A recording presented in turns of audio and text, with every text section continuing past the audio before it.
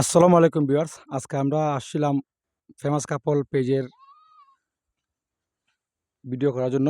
এই জায়গায় এসে একটা জিনিস দেখতে পেলাম, সে ভিডিওটা না করে পারলাম না। লাকড়িটা সুন্দর, সবচেয়ে বড় কথা হচ্ছে কি জানেন, এই যে মুরব্বী মানুষটা অনেক পরিশ্রম করে এই জায়গায় ওনার ফ্যামিলির জন্য, মানে ওনার ফ্যামিলির জন্য লাকড়ি জোগাড় করেছে, মানে ফ্যামিলি ভালো থাকার জন্য। কিন্তু খুব আসলেই কষ্ট। আমরা যারা শহর অঞ্চলে থাকি, ঠিক না জাকির? আমরা যারা শহর অঞ্চল থেকে তারা কিন্তু বুঝি না, এই কষ্টগুলো আমরা আসলে অনুভব করতাম পারি না। গ্রাম গেলে, গ্রামে আশেপাশে এলাকাত গেলে, বিভিন্ন বাগানে গেলে বোঝা যায় মানুষের কষ্ট কতটুকু। এই মুরব্বি কিন্তু হাঁপাই গেছে, দেখেন কাজ করতে হবে।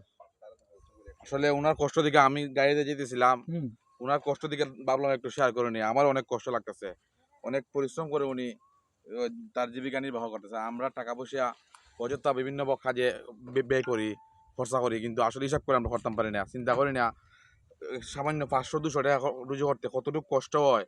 এটা আজকে আমি আসলে বুঝলাম। আমার পক্ষ থেকে অন্তত পক্ষে আমি আর অন্যপথে কোনো অপচয় করবো না, যা প্রয়োজন তাই খরচ করার চেষ্টা করবো ইনশাল্লাহ।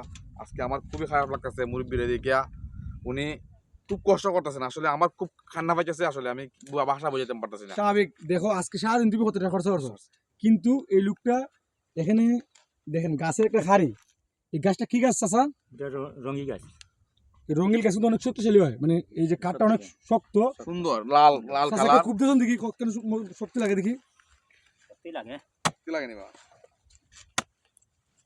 ভিউয়ার্স। আপনারা দেখতে পাচ্ছেন, মানে চাচাকে বললাম যে চাচা কাজটা করেছে আমাদেরকে কাজটা করে দেখার জন্য, কারণ আমি আপনাদেরকে জিনিসটা দেখানোর জন্য ওনাকে বললাম। দেখেন এই গাছটা যে লাকড়িটা ফাড়তেছে, যে মানে লাকড়িটা সংগ্রহ করার পদ্ধতিটা অনেক কষ্টদায়ক। তাই আমি সবাইকে অনুরোধ করব, ফেমাস কাপল পেজের পক্ষ থেকে, আপনারা যারা বাপের টাকা নষ্ট করেন বা আপনার যে অযথা টাকা নষ্ট করেন, তাদেরকে বলবো এই ভিডিও দেখেন। হ্যাঁ, দেখলে আপনি বুঝতে পারবেন। দেখেন এই 2-1 লাখির জন্য আমরা কত লাখকে ফেলে দিই, ঠিক না? ঠিক আমরা অনেক ফেলে দিই না, ফেলে দিয়ে অপচয় করি, খুব বেশি অপচয় করি আমরা। আর দেখেন কত কষ্ট করিয়া উনি লাকড়ি সংগ্রহ করেছে। সাথে আছে আজকে আমাদের রিচি গ্রামের অগ্নিগুণার জসিম সাহেব। আপনি কিছু বলবেন?